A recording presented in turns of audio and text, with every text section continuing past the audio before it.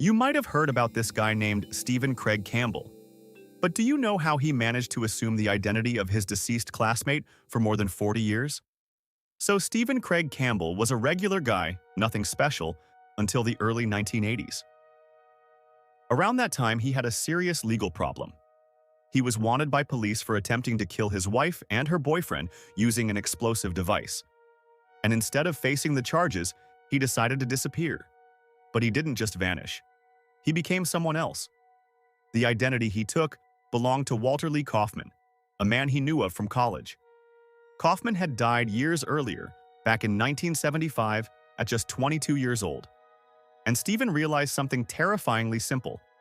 No one was really watching that identity anymore.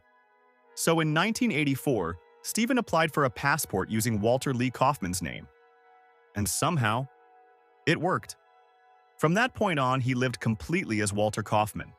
He got official documents, he renewed passports, he obtained a social security number, he got a driver's license, he bought property, he even collected government benefits, all under a name that belonged to a man who had been dead for decades.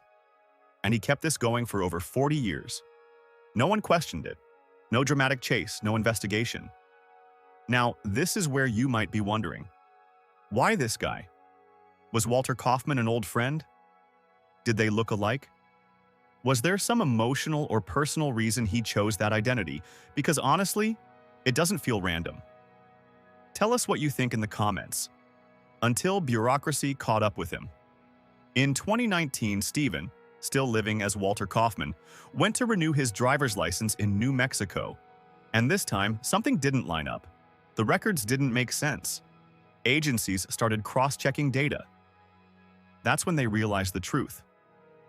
Walter Lee Kaufman had been dead since the 1970s, and the man standing in front of them wasn't him.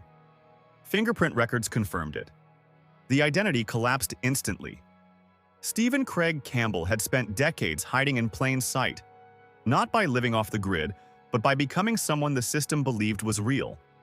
And that's the part that's honestly the most disturbing. For over 40 years, he didn't outsmart the police. He outlasted paperwork,